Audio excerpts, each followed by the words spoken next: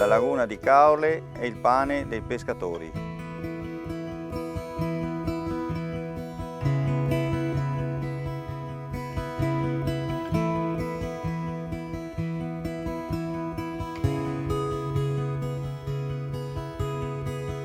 Ogni rete è un racconto di pescatori.